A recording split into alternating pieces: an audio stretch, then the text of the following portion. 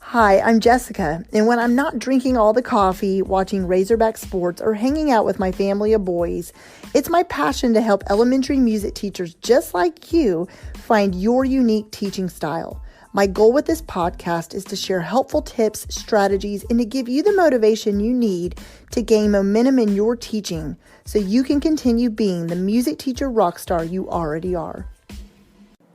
Welcome back. This week, we're going to talk about tips for simplifying lesson planning, part 2. Last week, I discussed in part 1 ways to use old textbooks and resources, simplifying by combining lessons per grade level, and how to organize your lessons by teaching standards. So you can go back and listen to that episode before this one or after you hear this one. They're not really in sequential order. Okay, so today in part 2, we're going to discuss how to keep planning and teaching the lessons simple when you're just starting out, ways to keep yourself from over-planning, and how to use lesson plans from last year. All right, so let's dive right in. Now, remember, this is keeping lesson planning simple, okay? If you're a new teacher or you are new to teaching elementary music, even if you're not a new teacher, or if you are like I was, and you're walking into a school that doesn't have a lot of resources or materials to teach with, these are ways to simplify lesson planning so you're not overwhelmed. Okay, we've talked a lot about, I'm going to just throw this in here again, but not comparing yourself to other teachers who are, they're years ahead of you, or their classrooms have been built up for so many years. And so you're going to stay in your own lane and focus on your classroom, your students, and your teaching. Don't get overwhelmed by doing all the things, by having to teach all the songs and, cover every single book in your classroom and curriculum you have available to you, and stress out about getting through everything, but focus on teaching, just teaching, okay? As the simpler sometimes is better. The simpler things we do are better. And it took me a long time to realize that. I was trying to be perfectionist and trying to get through all the things and stressed out about making sure my lessons were perfect, that I wasn't just focused on having fun teaching music. And once I just took a breath and took a step back and realized that, my lesson plans went a lot smoother when I just calmed down a bit. All right? So my goal for you is for you to be able to do the same thing. So let's go ahead and get started. So I want to first of all talk about keeping it simple when you're just starting, okay? So here's some ways to keep things simple when you're just starting, when you're lesson planning and teaching the lessons. I want you to write this down. Beginning, middle, end, okay? What I mean by that is your lessons, the simplest way to start planning is to just have a beginning, a middle, and an end each time you see your students. And I'm going to break down what that means for you, okay? So the beginning of your lesson is getting your students in the classroom. You have to factor in time for getting them in the classroom and lining them up to leave. Okay, so the beginning, everything that goes into the beginning is getting your students from their classroom teacher into your door seated. Okay, that's part of the beginning. Are you doing any warm-ups with your students, which I do recommend? Vocal warm-up, body percussion warm-up. It depends on what activity you're doing that day. And that all goes into the beginning. Are you asking them questions before they start? Are you having to redirect any students to stop talking or wait a little bit, for them to settle in? All those go into the beginning of your lesson. Are there any things you're reviewing from the class time you saw them before? Maybe there's a song that you want to review because today you're diving in and adding something to that song, instruments or movement, or maybe rhythm writing. And so you need a review. That is part of the beginning of your lesson, okay? The middle part of your lesson, and before I start talking about the middle, I want to go back to the beginning. All those things don't have to happen each time, okay? I'm just telling you which chunk of your, seeing your students will go into the beginning. The middle part is going to be the good chunk of your teaching. This is where, even if you've already reviewed something, the middle is going to be when you are teaching a new concept, a new skill, covering a new objective, working on a new folk dance, whatever you have planned to teach your students that day, that it goes into the the middle of your lesson. Sorry, guys, I'm not trying to confuse you. So the middle of your lesson is your chunk of teaching. That could include singing, movement, instruments, factoring for getting the instrument and putting them back up. Like I said, if you're doing any rhythm writing, are you doing any technology, centers? You see where I'm going with this. Anything you are teaching. And then we're going to talk about how much time to devote to each of these things in a minute. And then the end of your lesson is anytime you're allowing for cleanup, getting the kids back to their seats, asking what I call popcorn questions about what they learned that day, getting them lined up. Are you reading them a story before they leave about music? Did you leave 5 minutes to do some kind of fun activity to kind of, just end the class that way? Anything you're doing to end the class period goes in the ending, okay? So the beginning of your lesson, we already talked about what's included, but the beginning of your lesson is going to be anywhere between 5 and 10 minutes. Now, I'm going to talk to you right now like you see your students for 45 minutes per class period, okay?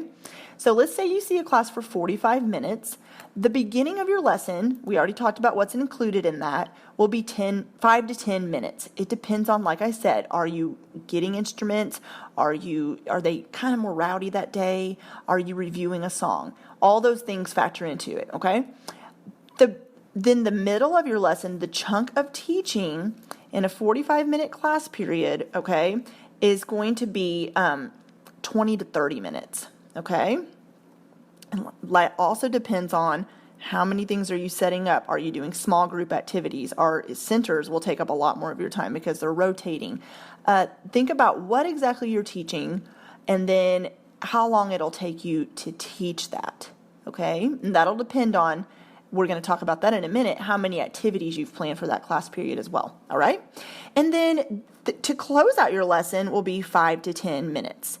Like I said, with the beginning of the lesson, it kind of depends on what you're doing. Now, if you add up those minutes, adding those minutes up could be anywhere between, total from the beginning to the end of your lesson, anywhere from 30 to 40 minutes. Now, the reason I do it that way is because you're going to follow that kind of schedule, but you're also leaving yourself room for, you are going to have interruptions.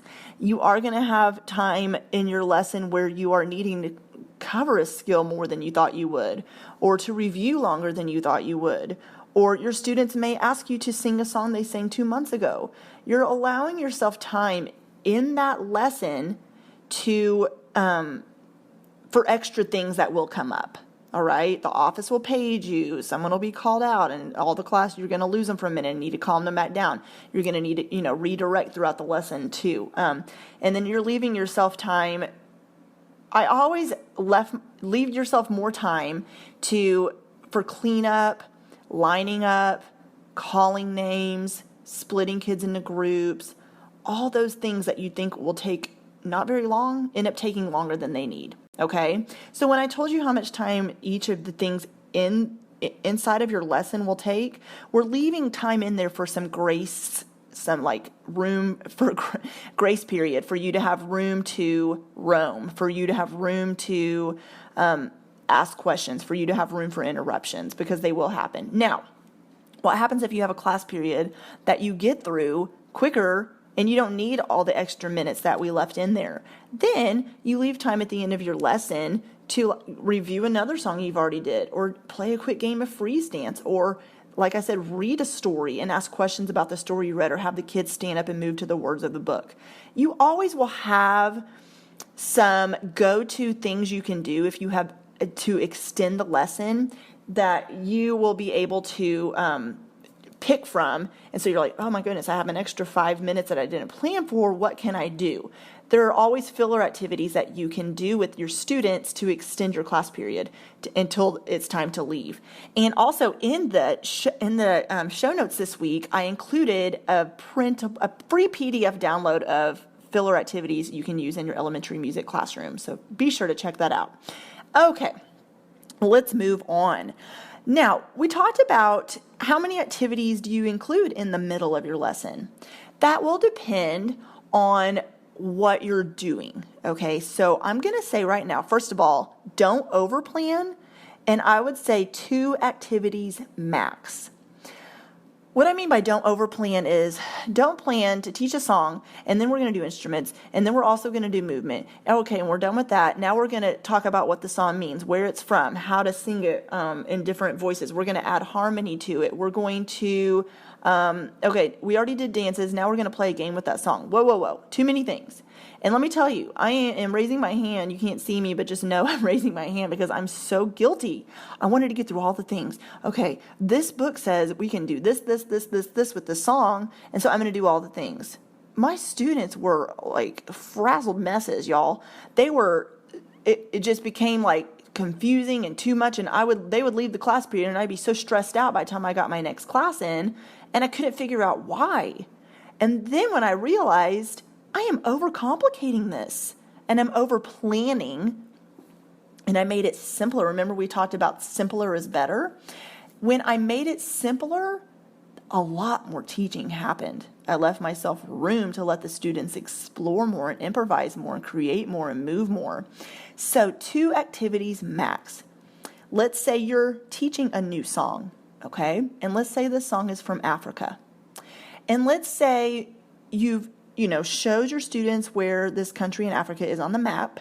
Let's say Ghana. Let's say you're teaching a song from Ghana, okay? And you've shown them where it is, and they've learned the song. And let's be honest, learning a song in another language, first of all, will take more time than you've planned for probably. And then, so they've sang it. Now you think, what would be a good activity? Remember, 2 activities max. What would be a good activity to do with a song from Africa? Probably movement, right? Okay, so you get them up, and you need to be comfortable moving, by the way, okay? And if you're not doing a lot of movement in your classroom, remember every teacher is different, but your students, I promise, do not care what you look like as much as you think they do, okay? So you're going to teach them this song, and then you're going to add movement. But you're like, wait, but there's also this awesome drum part that goes with this song. Well, you know what you're going to do? You're going to review the song the next time you see your students at the beginning of your lesson, and then your lesson will be to add the instrument parts. That will be your activity that next class period, if that makes sense, okay?